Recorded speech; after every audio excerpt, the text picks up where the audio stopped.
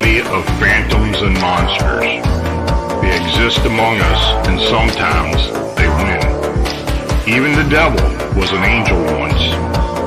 The world has its own rules, and these rules are not human. Some of us seek answers to the origin and existence of cryptids and the unexplained.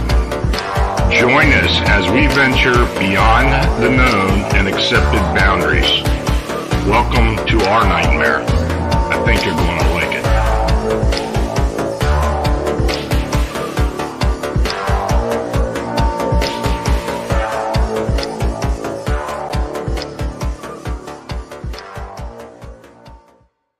Folks, good evening and welcome to another episode of Phantoms and Monsters Radio, where we explore the strange and unexplained.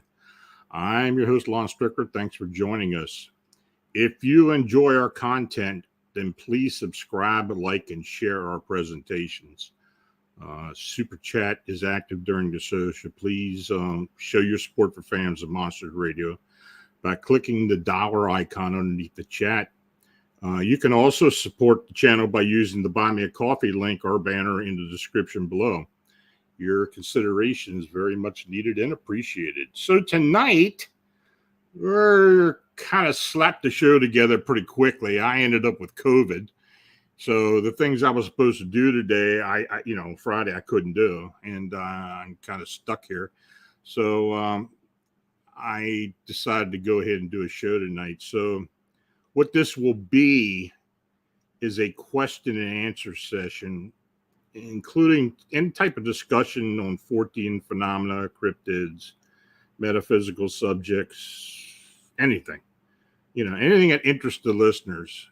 So you can join us live in the chat so that you can ask your questions and start a discussion there. If you have a sighting or encounter that you'd like to talk about, we do have a call-in number, and it's 410-871-8779. And Vincent will have that up on the screen. So if you have any questions, please put it up on the chat in capitals so I can see it, or go ahead and call in the number if you have something you want to talk about. My buddy Luis Castilla's in there. That's who I was supposed to be with tonight. He's in the area, but of course I don't want to give him COVID, so I had to stick around here. So Luis, thanks for joining me tonight. I can show you one thing. As some of you know, I'm into crystals and using crystals for divination and for my work in spirit rescue and a few other things. And I've always been partial to certain minerals. You've heard me talk about yttrium fluorite before. It's a very strong, intuitive mineral. It's not like normal fluorite. It's more opaque, but it comes in a very creamy lavender color, and it just suits my work fine. I've been able to work really well with. Well, lately, I started purchasing some pretty interesting pieces from a miner, an actual miner, because it was all certified. Stuff was certified and registered from Indonesia. And these crystals, minerals, whatever you want to call them, have only been around since 2016. So if you go to any of the Judy Hall books or any of the catalogs, you're not going to see it in there. You're going to have to find it online. But I tell you, I've been working with them for the past 2 weeks after I received them. And when I saw them first of all on the website or on Facebook, I just had a really good feeling about it. So I am going to show you one of these. The actual name for these things are biatroidal purple chalcedony. Now, people know regular chalcedony. Chalcedony is like a smoother, like agate mineral. But these are the biatroidal formations. They look kind of like grapes. And actually, some people do refer to it as grape agate or grape chalcedony. And some of these pieces are pretty rare. I mean, this is a specimen piece, actually. Though I could probably work with this piece. But if you look for them online, they're pretty pricey. But I tell you, I'm presenting them to you so you could look at it and get an idea for you people who are into minerals and crystals. And they do come in different colors. This is like a medium purple, more like a lavender, but it's just perfect all around. And I got a few other ones here I want to show you. This one here, it's like a plate. And it's a beautiful piece. It's kind of got blues and purples mixed in there. Even on the bottom, it's got the full formations. I've been involved with crystals for almost 20 years now, but I haven't really seen anything like this. It's not like druzy or any of the other types of formations you see. This is just something very, very unusual. And then you do find them in a greenish and clear colors. And that's what this is here. I don't know how well it shows up on the light, but it is kind of greenish in color. And I tell you, it's got an amazing feel to it. It's, so I'm going to be working with these. And as time goes on, I may be offering some of these for sale at some point as well. But they're pretty nice. So I just wanted to mention that. So anyway, let's see what kind of questions we got here. People don't want to hear me yapping about my crystals. Okay, David Jones Locker. What was the evidence that convinced you that David Eckhart's case was 100% real deal? Well, it took a while. I'll be honest with you. And I'll go through the whole thing, what happened. I happened to see David's video of the little being in the doorway of the bathroom, in the bedroom, and I was intrigued by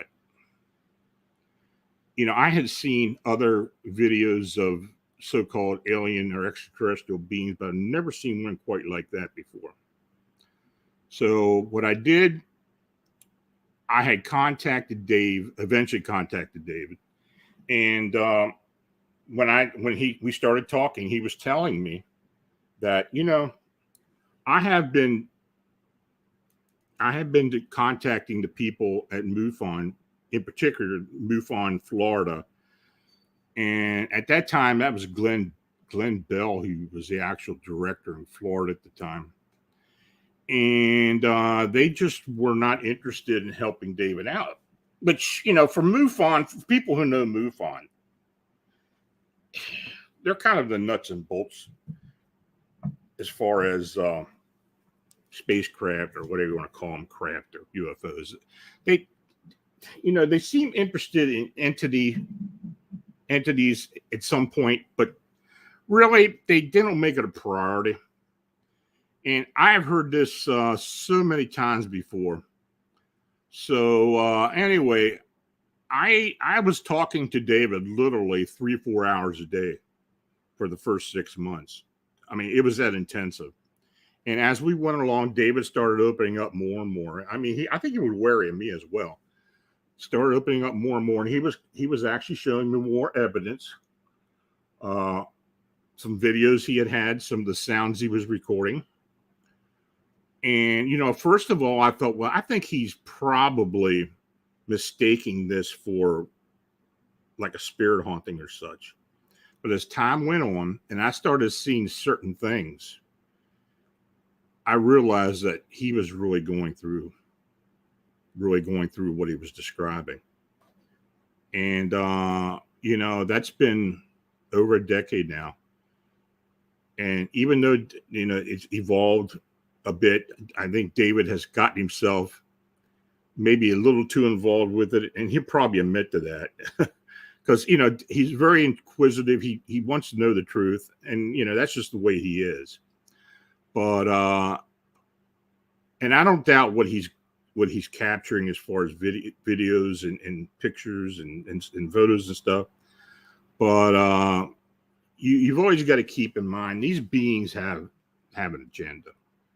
Now, I don't know what their agenda is in David's case. I think I've always found it interesting that they were open enough to show him certain things, and they kind of made David an exception as opposed to anybody else. David saw a lot of pretty nasty stuff when he was taken. And, I've described that. I described it in the book. And,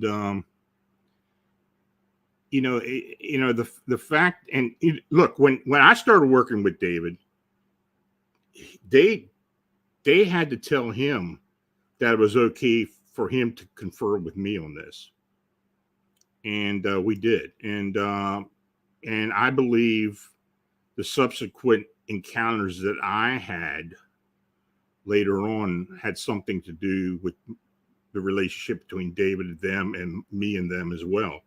So, but no, it took me about 6 months to really figure David was telling me the truth.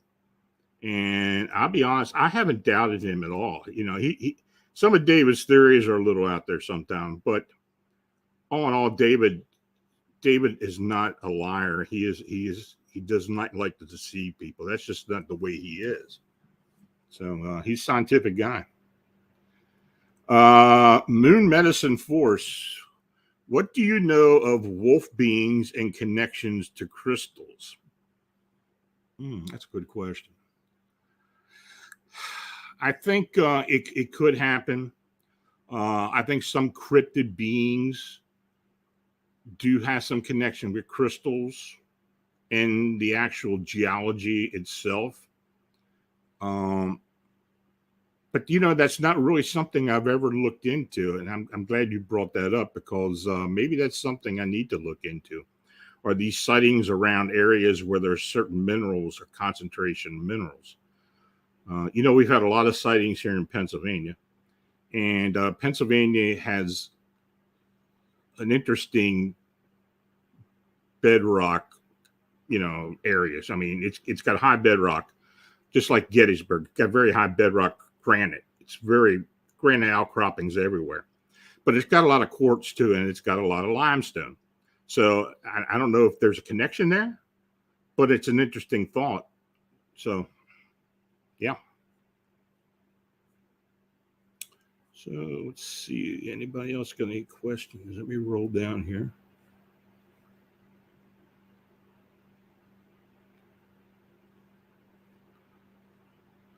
Folks, you can ask me anything. Seriously, I am.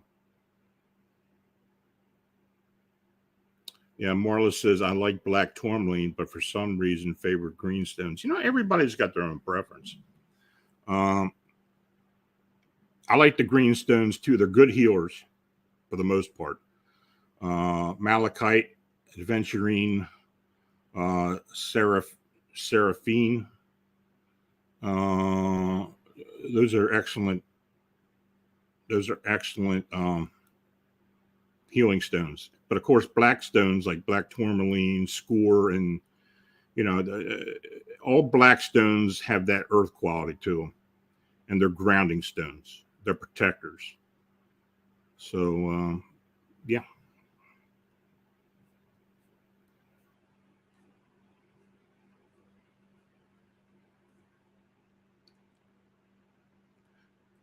Is there any evidence of skeletal remains of any cryptid?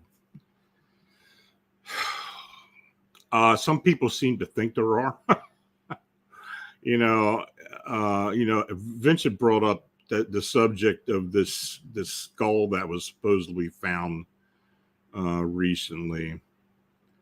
And I don't know, Vincent, what did they say it was again? I don't remember what they said the being was, but whatever it was, yeah, that's it right there.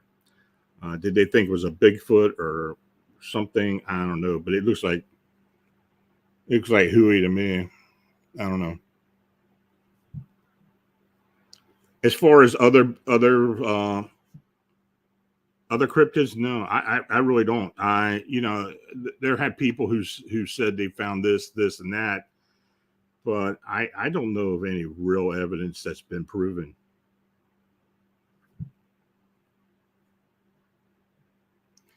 Lon, this is Crowley. I'm obsessed with the Hushtaka. Okay, I just lost it here. Know anything about them? You talking about the Kushtaka from Alaska? If it's the Kushtaka, it's like a huge otter monster. I've had a couple of sighting reports given to me by some of the Inuit tribes and folks who live in Inuit villages, especially along the coast, along the Bering Strait. A lot of people kind of relate it to leviathans, but that's more like something that's in the ocean and such. These Kushtaka are described as large otter beings, 10 foot, and they seem to chase people. And I have had sightings reports of people who've been chased by these things. I don't know of anybody who's had a really bad encounter with them, but I know they've scared the hell out of a few people. James West, in your opinion, what is the best all-purpose stone to keep handy? Well, I'd say any stone that feels right to you. And there's different ways to kind of scry for these things. People use all different methods. I would suggest if you go to a store, the metaphysical store, or a crystal store or something, you see something of interest that feels right to you, then handle it. Put it in your hand, feel it. Put it in your palm, see if you feel the vibration. Some people are very sensitive to it, and if it's right for you, you'll feel it. I would say if you had to pick one to keep with you, would be a protection stone. Now, there are several protection stones. One that I keep around me at all times is a black tourmaline, and that's kind of a basic protection stone. Other people keep others like amethyst, which does have a high vibration. I don't know how much protection, but some people like the feel of that. Others like to have certain stones by their bedside. Rose quartz, some people, red carnelians are also popular. Just so many of them out there. But I always tell people if they're looking for one, to go and handle one and see how it feels to you. That's the best way. David Jones Locker, have you ever done an exorcism or something equivalent? No, I haven't. And look, I'm not qualified to do an exorcism or a deliverance. I don't think I am. I have witnessed it, but I'm not qualified to do it. And look, if I get to a case, and I've done it on 2 occasions, if I get into a case where I believe that some type of divine involvement is needed, I'm not going to say it was a demon or something, but it was something beyond what I could help with, or something I could move on. Then I suggest to folks that they do find someone that they believe can help them. Now, I don't suggest people, if there was anybody I would suggest, probably Bill Bean. Bill and I have known each other for a long time. Bill's been in the deliverance business for a long time. But I think every deliverer or exorcist has their own niche as far as what they deal with. So if you want somebody or you want to use the Catholic rites and you feel that's part of what you want to do, if you're Catholic or Orthodox and that's what you want to do, then I'd say go for the priest who's knowledgeable in it. But that's what I would say. But I would never I would never do that. I just wouldn't do it. Luis, what's the Sasquatch news for the Gettysburg area? Well, I know you're going to be down here. If you go into town, if you're coming from east, if you go into Gettysburg coming down Route 30, Lincoln Highway, you go through the square, then you stay on 30 and go west towards the Micho State Forest. Micho State Forest has had a lot of Bigfoot activity over the years. I have reports occasionally of people reporting seeing them on the side of the road picking up roadkill. A couple crossed the road. Couple people on the team have investigation research areas in Micho. So it's a hot area. It really is. I mean, and Micho actually extends south from Route 30, almost down to the Maryland line, and goes north up into to Cumberland County around Mount Holly Springs is where it kind of ends at up that way. So it's a pretty good size area. But if you go on Pine Furnace Road and go north, you'll go right through it. But no, that whole area's got a lot of Bigfoot activity, and it's got dogman activity too. I got chased out of there years ago, and I don't know what it was. I was up by the reservoir, and I had all intentions of going there and going fishing. And I was young, and I had pulled up there, and the weeds were high in there too. And I heard something coming through, and I hadn't even put my waders on. I hightailed it in the car and backed out of there. I left, but that was before I even had my encounter in Sykesville. So I wasn't going to stick around and find out what it was because it didn't sound like it was too happy I was there.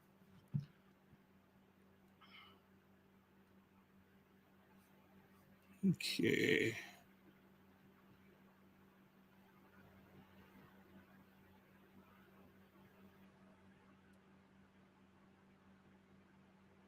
What qualifies quantities do bones teeth have as compared to stones? I don't know.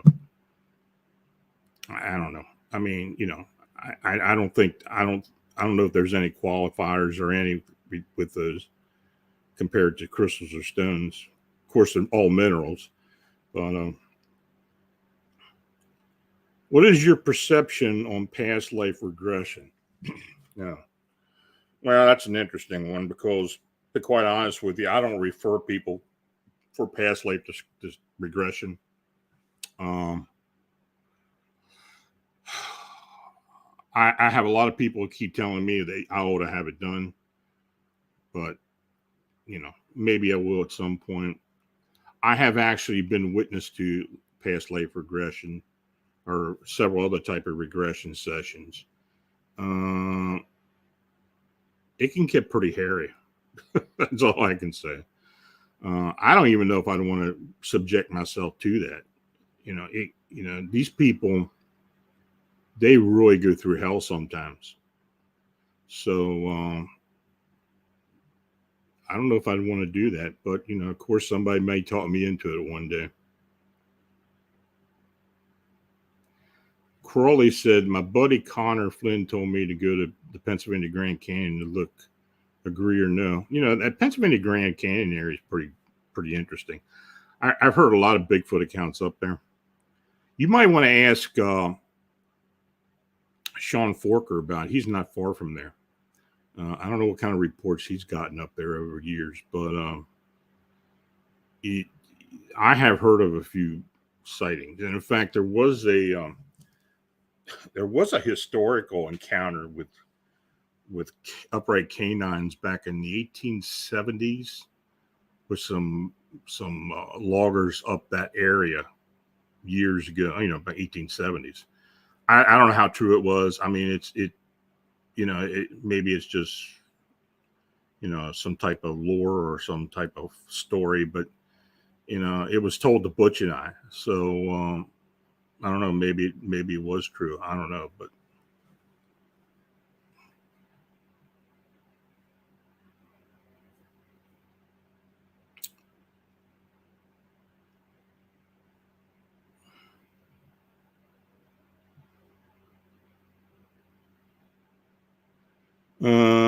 Yeah, Thomas says Allegheny National Forest a bit holds some good cryptid hunting. Well, there have been a lot of reports from Allegheny National Forest. There have been some upright canine sightings, historical upright canine sightings, and there are Bigfoot sightings. It's a pretty vast place. You look on the map and you see this patch of green. You don't think it's really that big, but that place is huge. I haven't been up there in a long time, but it is in the northwest part of the state, I'd say between Clearfield and Erie. So it's a pretty good sized place.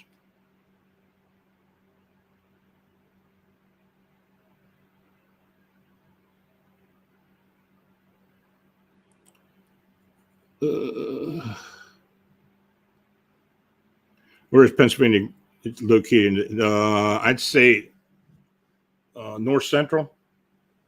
I don't know what county that is. I had to look at the map. I don't know what county. I don't know if it's Lycoming. Maybe I don't think it's Potter. I think it's east of Potter County, but it's up in that area. Can we discuss the recent pale humanoid sightings, videos, and pictures? Okay, well, I mean, which ones in particular? I mean, we've had a few come in. If you have a specific question, I can try to answer it. We have had a few. I posted one today. I don't know what that is. It was on a security camera, so I don't know what they saw. It's a pretty interesting photograph, but it's I don't know what it was. What is the most? This is from Luis. What is the most current type of paracrypto UFO going on at the moment? Well, for us, we've gotten a lot of canine cryptids. We're working 4 cases in Pennsylvania right now. And I don't think we've ever had that many at one time. It's funny. As soon as Butch passes away, we start getting these cases coming in. I mean, I know he'd be going crazy. But, yeah, it's, we got some real interesting ones, too. I just got one yesterday. It's an old case up in Dauphin County, it's west of Harrisburg. We don't normally get a lot up that way. We got one out at French Creek, which is Berks County, Pennsylvania. Eric Mentel's got one out in Montgomery County, and Tommy and Bernadette have been looking in one, and I think that is northern Somerset County. I don't know, maybe they can correct me on that, but they were out there once, and they're going to go back out again. But yeah, I mean, that's 4 of them we're working on now. So.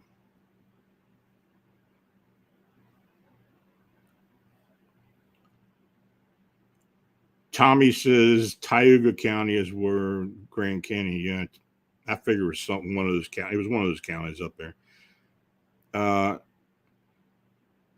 Gene Crane, winged ones in Oklahoma, many sightings. Yeah, we do occasionally get a sighting up there.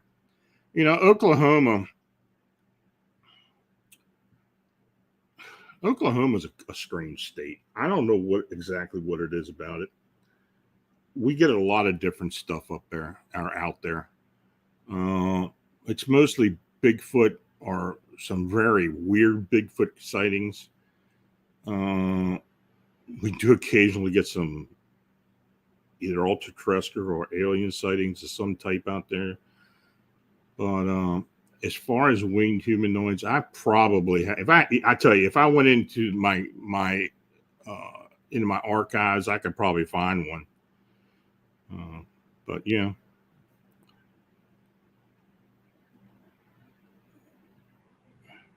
Nancy Malcolm, are remote viewers reporting any interaction with ETs or other entities? Well, I haven't really been conferring with any RVers recently. There are, if you do find an RVer, a book related to RV and remote viewing, most likely you're going to find cases or sessions where they do run across alien beings. I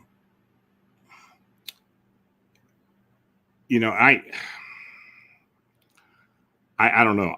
I had one encounter one time that was in a training session, and I've told you about that. But that's the only one that I know of. When we tried to RV David's case, we got shut down 3 times. They detected us somehow, and they shut us down.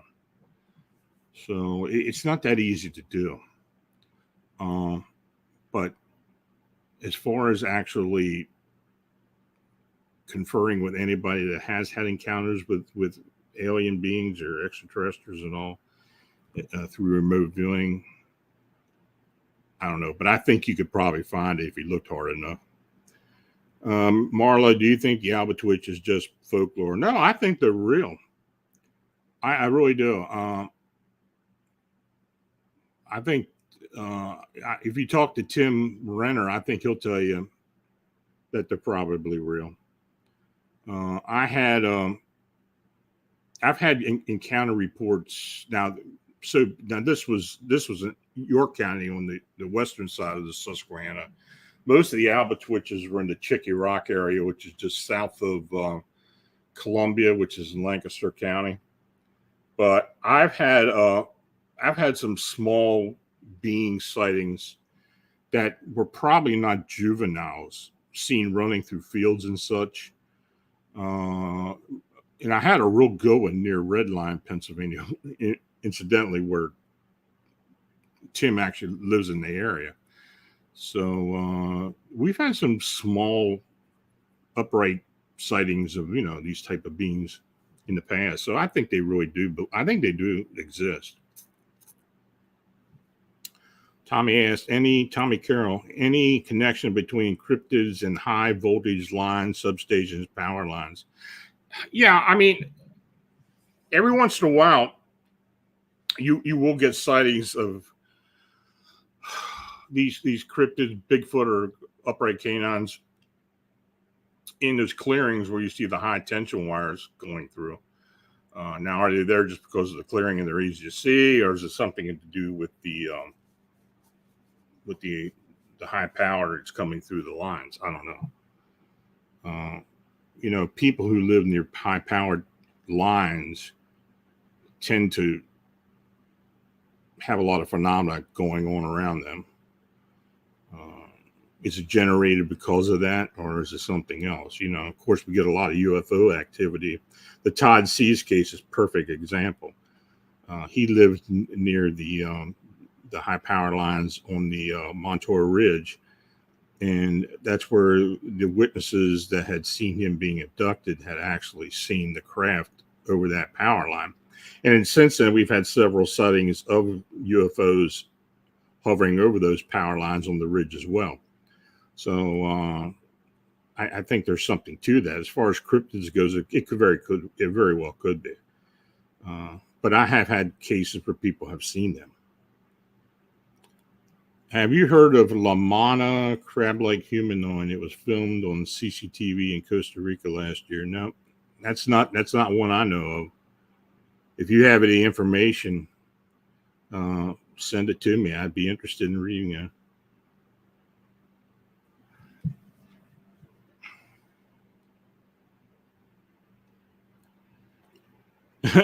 William Nighthawk. And Lon, any good devil monkey sightings in Pennsylvania?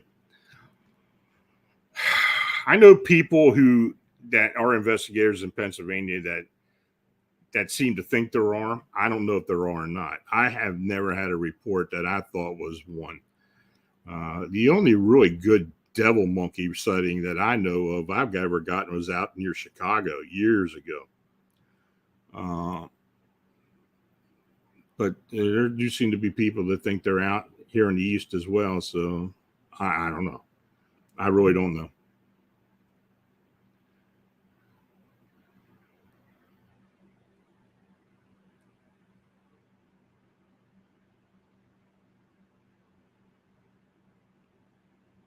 Yeah, folks, if you got something you want to talk about, please please call in. James asked, do you think there's a similarity between the sectoids and crustacean-like beings? I don't think so. Honestly, I don't think so. I mean, I think these insectoids, and this is just from all the information I have gotten over the years with the abductions and encounters and such.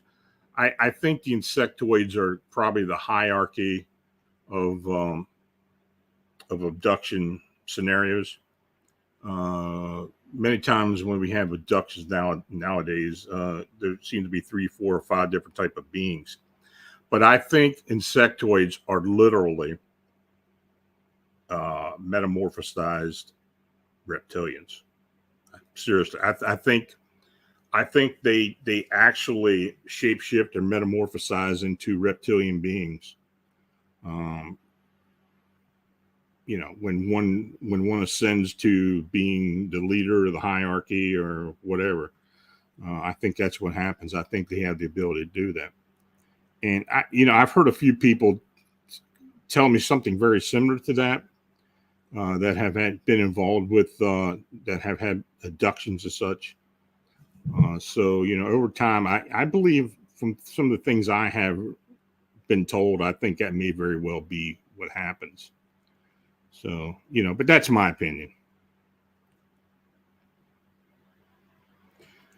David Jones Locker, what was the biggest fright of your life in the subject matter? Probably the fright. Oh, Jesus. Well,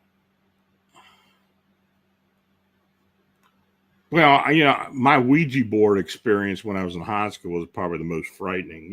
The winged humanoid was pretty frightening, but we had a Ouija board experience when I was in high school that was pretty damn scary.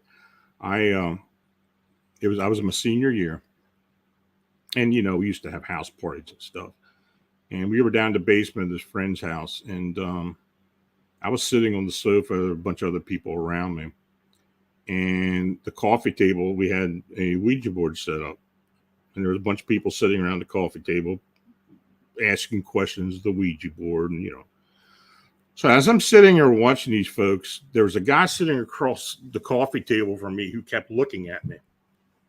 And I didn't know what the hell this guy was looking at. He gave me a dirty look the whole time. Didn't know who the guy was or anything.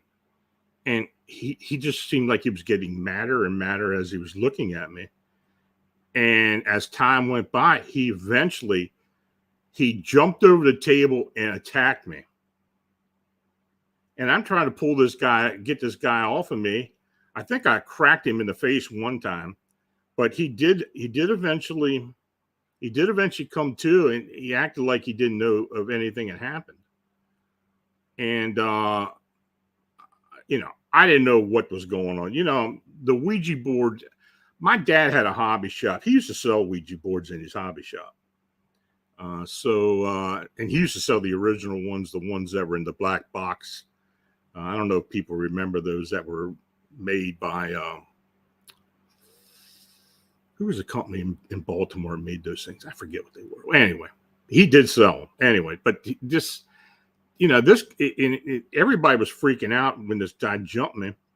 And I don't know why. I don't know why he got mad, but he didn't remember anything. But then maybe about 15 minutes later, nobody was playing the Ouija board. They were doing some other stuff. We were drinking. I'll admit to that. We were down there drinking. And it was probably about 20 of us down there. Pretty good sized rec room. And we started to notice that the Blanchette was hovering above the board at one point. It was probably about 1.5 feet above the board. It was just hovering there. And everybody freaked out. And we all started backing up toward the bar in the back of the room, watching this thing hover above the board, and girls screaming and people trying to get out of there. And all of a sudden, this planchette slammed down onto the board and just busted up in pieces. And you never seen so damn many kids flying up the stairs as you saw that day. And I'll admit, I was scared. I didn't know what the hell to think, but that was probably the most frightening incident I ever, quick incident. I never forgot it. And but yeah, that was my experience with a Ouija board. And as Sean Fortean can tell you, I hate those damn things. I never have liked them. Yeah. Luis Castillo, what was the current situation with Mothman? Well, we haven't had a sighting in around Chicago in about a month or so. So I don't know what's going on. I hope we will have more. But of course, people are being threatened with their jobs out there at the airport. So I don't know if that's kind of put a crimp in some of the reports or not. But we really haven't been getting any winged humanoid reports anywhere lately. So I don't know what that's all about. It's interesting, when it's funny how we do get reports of one thing and then something else. They kind of come in bunches. I mean, it seems now we're getting more canine cryptids as opposed to anything else. And that'll probably change. So maybe we'll get a flurry of winged humanoid reports. And you just never know.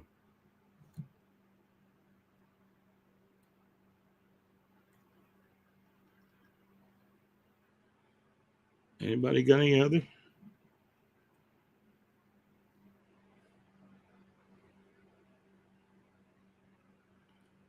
Are you taking a call? Is that what you're telling me, Vincent?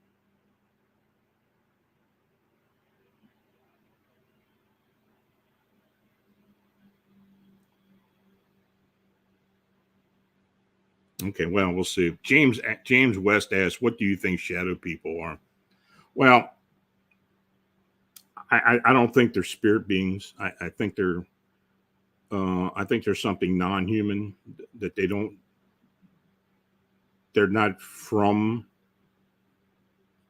the earth plane or not from where we are. They're not nothing to do with humans.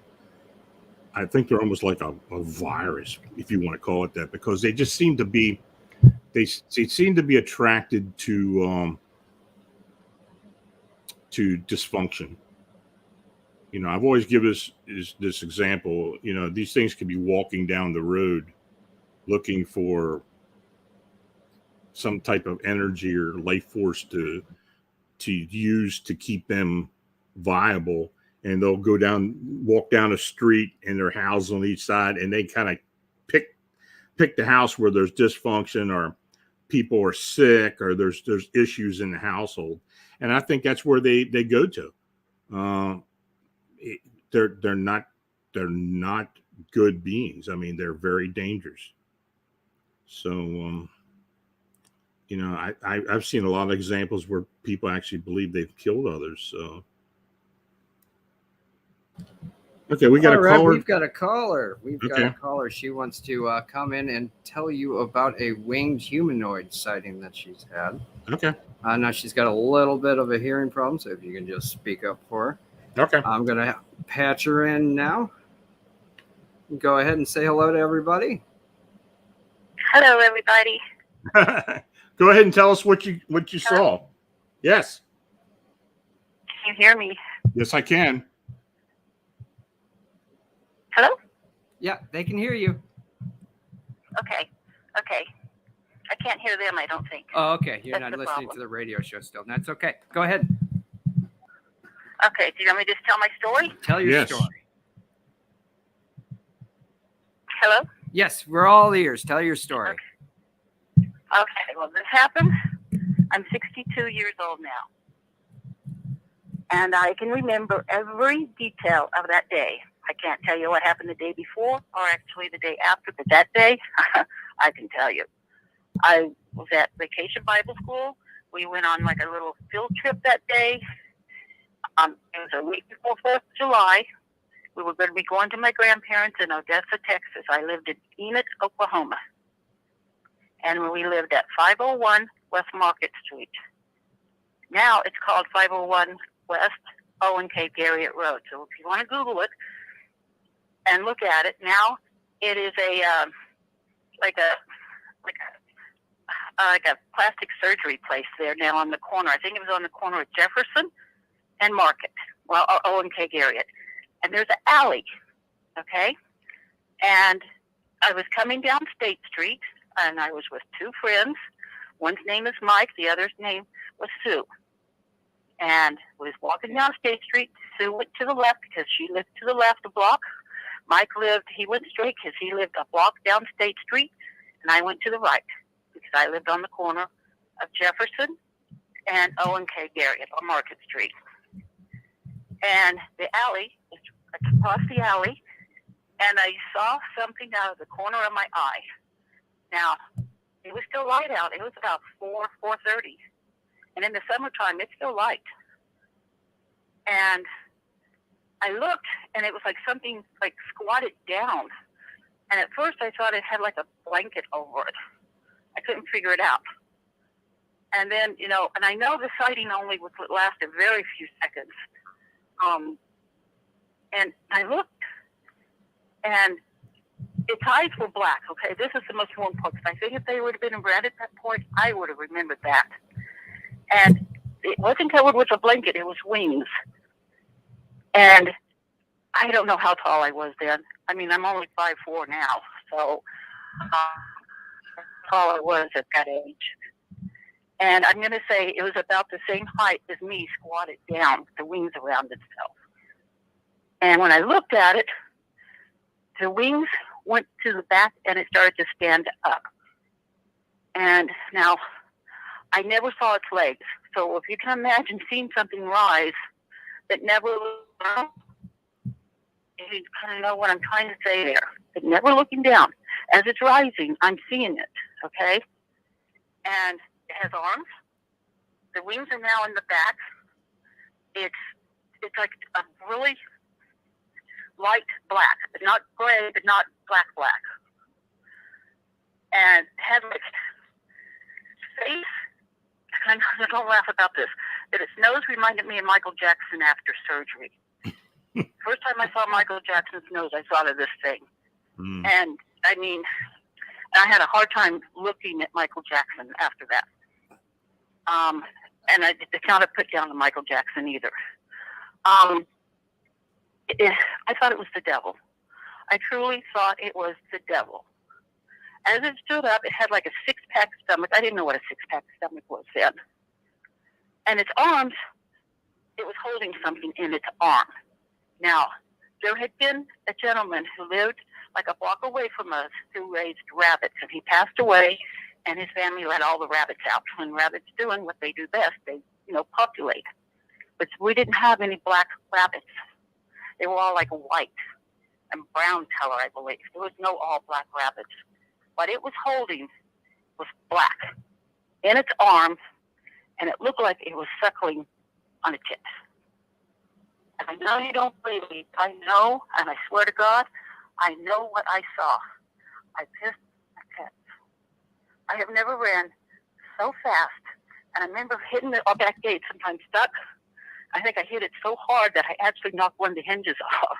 My mother's little dog, it was a half wiener dog and half chihuahua, Buster Brown, picked that dog up so fast. I ran into the back porch, and I don't know, back then we had like screened-in porches. I remember walking in the screen door like that was really going to stop something. And going into the back door into the kitchen and into the dining room, and my mother just looked at me like, "What's wrong with you?" And I said, "The devil." And I'm thinking now, as an adult, she must have thought I was crazy. But my heart was beating so hard, she could hear it. And my mother was a nurse.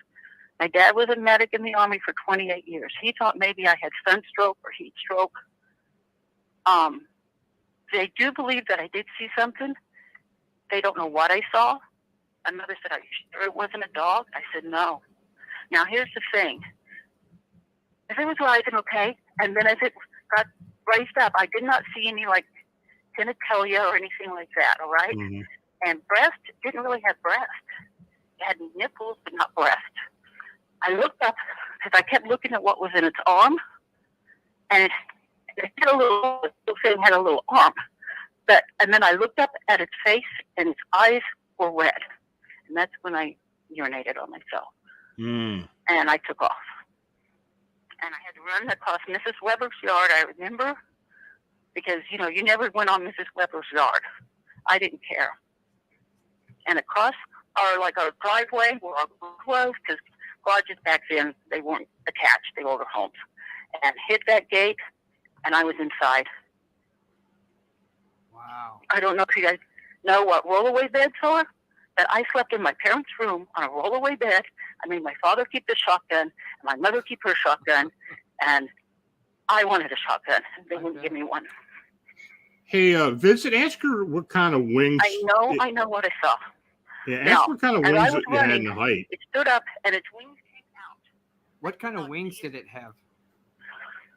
Like bat wings. Oh, okay.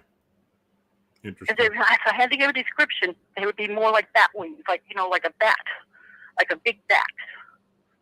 This was a bat. This was not a bat. Now, I did not see any ears, so I can't tell you about ears. Wow. Well, that's fascinating. Thank you so much. But I do know it. I know what I saw. Wow. Well, thank you. I hope people believe me. Yeah, thank you. That's interesting. And here's the scary thing. If that was a baby, there's more than one. Right. So, wow. Anyway, I think that you are the all expert on the wing ones, and I've always wanted to talk to you about that. So I did now, and my heart's racing just as hard. I think now it's good done. So thank you for listening. Well, tell her I appreciate it, Vincent. Well, thank you so much. You have a lovely night, and thank you for calling in. Okay, thank you. All right. Bye. Well, that's interesting. I don't think I've ever had one with maybe a youngster.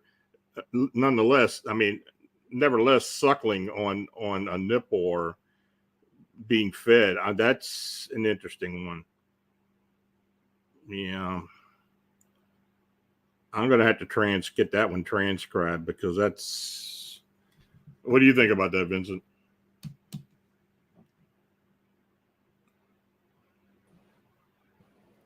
Yeah, folks, what do you think about that? I mean, put it up in the chat if you've got any comments on that. In the meantime, William Nighthawk said, "Do you believe in vampires? Did you know that Vince is a vampire?" Well, Vince has never told me he's a vampire, so I don't know if he is or not. But do I believe in vampires? I believe in psychic vampires. I don't necessarily believe in something going around biting your neck and sucking blood. Don't tell my secrets out there, William. Well, what an intriguing guest that was. Wow. Yeah, wow. That was interesting. Yeah, that was an interesting one. I remember that one. David Jones asks, have you ever experienced a demonically possessed person? Like you said, like people know, I don't like to talk and say demons. Very evil, yeah. Yeah, we've experienced some very evil beings. And possessions and oppressions, and they all come at different levels. As far as seeing someone actually possessed, I don't think I've really gotten to that point with anybody. But I know people have been impressed and have literally in front of me have literally shapeshifted to a point where their face will change and their manner will change. I had a client who started speaking tongues at one point. So were they possessed? I don't know, but it was pretty bizarre because their whole face changed right in front of us. Am I missing any questions here, Vincent? Because my comment thing is jumping around here like crazy. If you want to get some and put them up there on.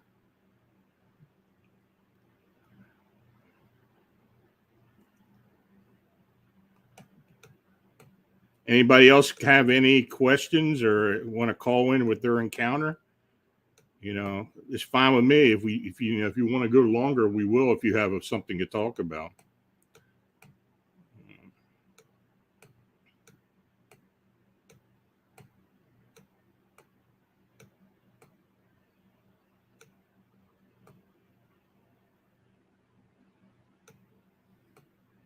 Okay. Well,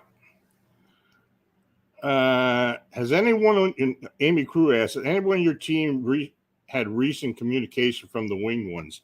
I was talking about that tonight with Jennifer, and Bernadette has had a little bit,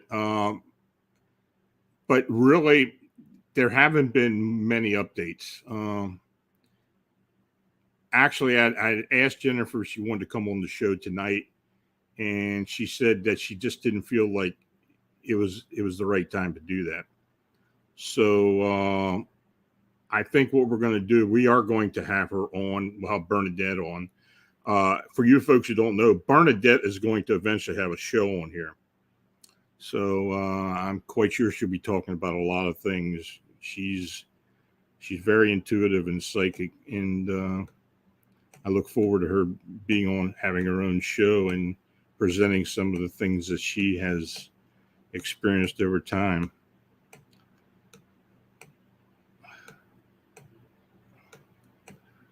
When was your last extraterrestrial encounter and what happened? I don't know what happened. The last one was several months ago. I don't remember much of it.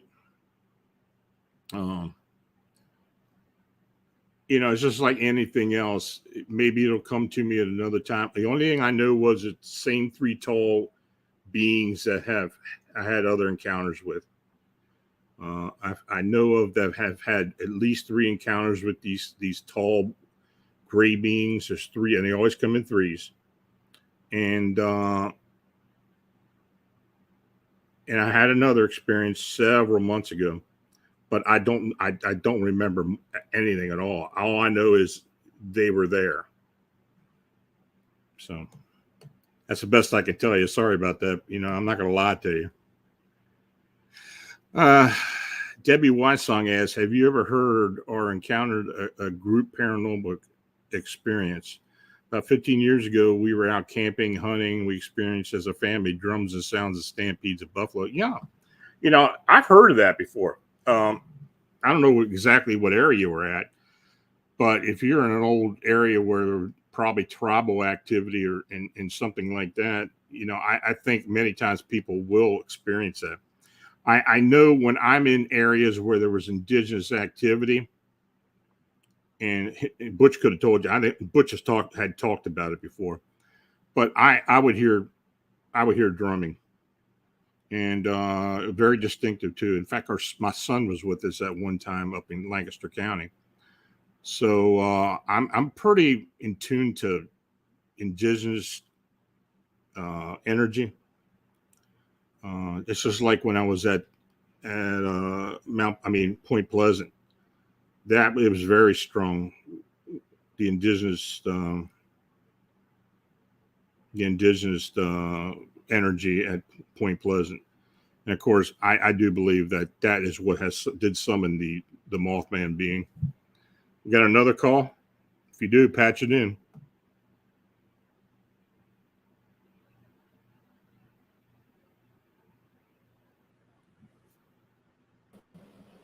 All right, we've got another caller here. He's going to tell us a little bit about his sleep paralysis, and he wants to ask you a question. Okay. All right, go ahead, sir.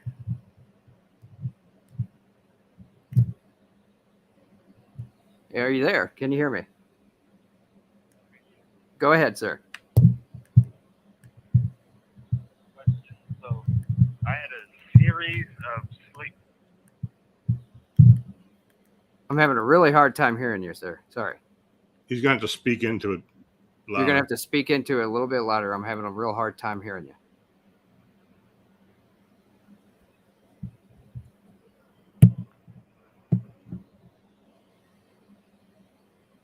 Yeah. Maybe it's your connection. Something must be wrong. Oh, there we go. No, I can hear you now really good. Go ahead. Okay, great. Yeah, I was calling because I had a series of sleep paralysis experiences while I was staying at a hotel long term, almost 3 weeks. About every other night, it would start when I would get in bed to go to sleep. I'd watch TV, and I had a feeling of being touched. It's not the same sensation of like a physical touch. It was more energetic, if that makes any sense. It was closest to maybe like static electricity, but not quite the same. And it would slowly come up from my toes all the way up. And I'm sorry, I don't want to be inappropriate, but in my genital area. And it didn't go any further. It stopped right there. Mm-hmm. And I would eventually go to sleep, and I would have sleep paralysis. And this went on about, like I said, every other night until I finally left the place. And then I came back home, and it happened maybe a couple of times once I got home within the first week, and it's never happened before at my home. There's no spiritual anything going on in my house. There's no presence, no sensation of a presence, and it's been about 3 years now, Mm-hmm. and it's definitely subsided, but I felt just the other day though, I felt like the touch again, like it was trying to come back. But anyway, I was just wondering your interpretation. Well, I don't know if you can hear me, but I would say that it was either attracted to you for some reason, or it was attached to you. Yes. And if it was an attachment, it can last. It can travel with you. It can kind of go into hiding for a while, then come back. I've seen that happen before. So that may very well be what's going on. Did you hear him? Yes. Okay. Well, thank you for calling. I really appreciate the call. All right, great. Thanks. Okay. Somebody asked about powwowing. Well, I just happen to have my powwow's lost long friend with me, and I do keep it around a lot. I may give one of those away one day. I've got a couple of them around here. But anyway, I haven't been involved with any powwow for a long time. I'm very cognizant of what they do, what it is. It's a lot of root conjuring, Appalachian folk magic, folk healing. But no, I haven't done anything in more recent. I just know a whole lot about what all of it was, the whole lore behind it. So I know there were people in my family that did practice it. Moon Medicine Force, have you used the service of Animal Communicator Psychic for on-site dogman investigation? No, I haven't. And that's not a bad idea, though. I think I think Jennifer can do that. I'm pretty sure that Bernadette could too on site. I know they do it at distance. I could probably tune in at distance remotely, but it just depends on the situation, on how strong it is, or even if they let you in. But no, as far as actually going in and using an actual animal communicator, no, I haven't. So maybe that's something I'll try some point.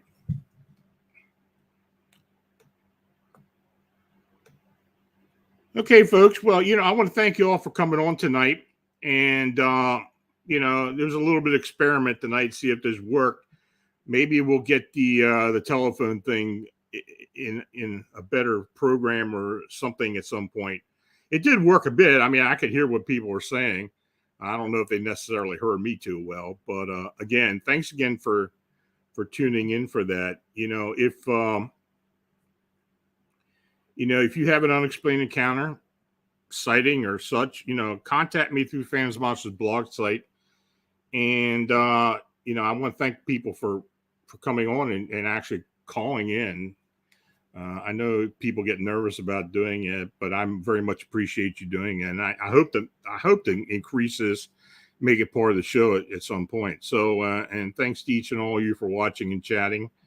And please like, subscribe, and share our programming with others. And if you have a sighting or encounter report that you'd like to have considered for the personal reports show or post on Phantoms and Monsters, contact me in my email at lonstrickler@phantomsandmonsters.com. Next Friday, our guest will be Zach Stark and the Southern Illinois Cryptid team. They will be discussing the Enfield horror and the Bigfoot phenomena in their neck of the woods. We've been looking into sightings in and around the Shawnee National Forest recently. So, it should be an interesting, very, very interesting discussion. So, don't miss it. Tune in next Friday at the same time, 9:00 p.m. Eastern.